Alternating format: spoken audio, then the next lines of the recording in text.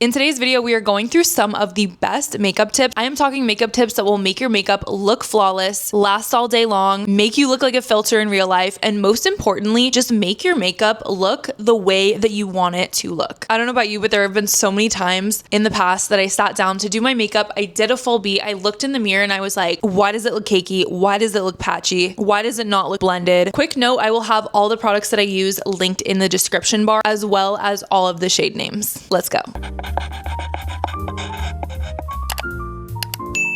First step is skin prep. Whatever you do, do not skip skin prep. Even if you just use one product like a moisturizer, that's fine. You just need some type of skin prep. For me personally, I love to do under eye patches before I do my makeup. That way my concealer just sits a little bit better. 3 products I've been loving for skin prep recently. So good. This is the Superfood Skin Drip Youth to the People Glow Serum. I love this stuff so much. It sits so well under makeup. Genuinely the perfect amount of hydration under makeup. It's not too thick, but it's not too thin. It's like I could shout from the rooftops how much I love this product. It's just so good. On the topic of skin prep, do not forget your sunscreen. Sometimes it's hard to find a sunscreen that works under your makeup that's not too heavy, not too thick. One I have been loving recently is the Udem Daily Sunscreen and Blurring Primer. So this is sunscreen and a primer all in one, and it's in the form of a stick, so it's just so easy. So I will swipe this all over my face. It truly blurs your skin, and as someone who has very large pores, I appreciate a blurring primer. Next tip before you apply any makeup, I like to take a tissue and just kind of blot my face with it. This way, if there's any extra product from your primer or from your moisturizer, we just don't want any excess product to mess with our makeup. So I like to do this just to get my skin nice and ready for makeup. Next tip is to do your brows before you start your makeup. If you like to do your brows and use a brow gel, please do them before you do your foundation. The amount of times I have done my brows after my foundation, the brow gel just gets all up in the foundation. It makes your makeup pill. Then you have to wipe it off. You wipe your foundation off. Like, it's just a whole situation. So fill in your brows and use your brow gel before foundation. Next tip is for your foundation. The day that they put a pump on this Estee Lauder Double Wear foundation will be a great day. Pretty much my one and only tip for foundation is when you're applying it to your face, don't go in dragging motions like this. Go in stamping motions like this. The way that your foundation will look if you drag it across your face, you're gonna get streaks, it's gonna look blotchy. Just trust me, when you do tapping motions like this, your foundation will look airbrushed. Next tip is for concealer. When you're doing your concealer, if you drag your concealer towards your hairline, this is going to lift and snatch your face. Especially when you're blending out your concealer, I love to blend it almost all the way to my hairline. Again, in tapping motions, the same as foundation. Automatically, you get that lifted, snatched effect. One of my favorite tips for applying concealer. Another thing I love to do with concealer is take it up to my eyelid. This just kind of acts as a primer and a really nice base for your eyeshadow. Next tip is for your powder bronzer. This also goes for your cream products as well. Also, this is my favorite bronzer as of recently. This is the Kimchi bronzer. It is so good, blends out like a dream. It is honestly one of the best bronzers I've ever used. Take your brush, go into the bronzer, and then pat the bronzer onto your palm before you go directly onto your face. There's so many times where I've gone from product directly to my face and I get either too much product or it's just like in the wrong spot, and by the time you go to like blend it out, it kind of messes with your makeup. It can make it look patchy, it can make it look messy. So just go on the back of your hand for a few swipes. That way when you go onto your face, it's super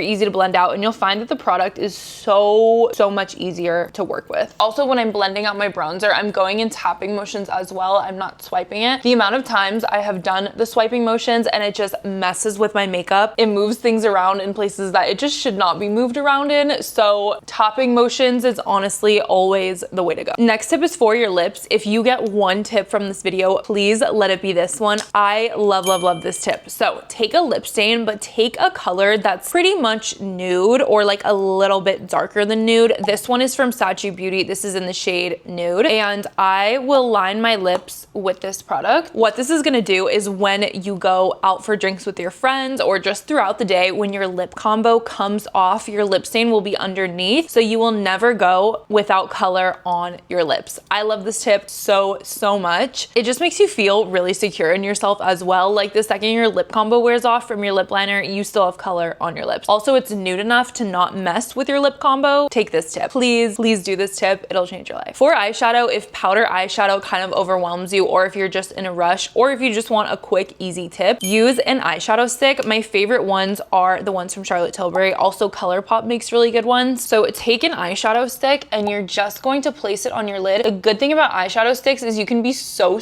messy with these. Literally just lather it all over your eyelid like that. You can take your finger or you can take a brush and just blend it out. And you can be so messy with this. This is pretty much foolproof. You're literally just blending it super messy and you literally can't mess it up. Boom, eyeshadow done. One of my favorite tips for mascara is to use a waterproof mascara. The way that waterproof mascara holds your lashes up is so different from regular mascara. Personally, I have teeny tiny nubs for eyelashes, so I always use a waterproof mascara. Currently, my two favorite drugstore mascaras are the Maybelline Rocket Volume Express Hydrofuge Waterproof and the Lash Sensational Waterproof as well. My current favorite one that is more high-end is the Dior Show Over Volume Waterproof Mascara. The key to looking airbrushed in real life is using a powder puff and loose setting powder. This one is from L'Oreal. This is their Infallible Blurfection. Literally blurs your face. The way that a powder puff works versus the way that a brush works, especially with powder, it's just different. So I'll take a powder puff, and I got this from Amazon. I think it was like a few dollars for a pack of a bunch of these. And I will just press this powder into my skin and boom, we are airbrushed. This is a really good thing to do too if you've already done your blush, because this just blends everything together. It also makes your blush look really nice and seamless. Like just the way that everything blends together, you can't see any harsh lines. It's perfect. It is time to peel this off. See, look how nice and natural that color is. Next tip is for lip liner, and that is to use a waterproof lip liner. I am such an advocate for anything waterproof. I just think if it's going on your face, it should be waterproof. I don't know. That's just me. Hot take. When you're wearing makeup, usually you're going out to eat, you're going out to drink, you're going out to just live your life, and it should be waterproof. It shouldn't go anywhere. Just my opinion. Two favorite lip liners that are waterproof. One is from Maybelline, the Lift It liner, and then the Urban Decay 24/7 Glide On lip pencil. This is in the shade Liar, and I just love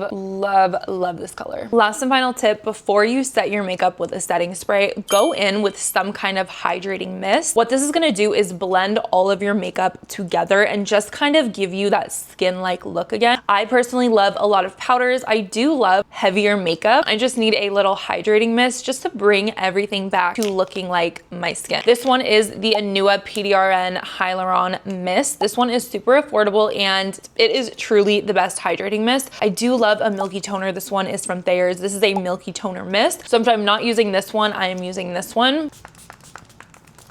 Dry that down with a fan, and then I will go in with my setting spray.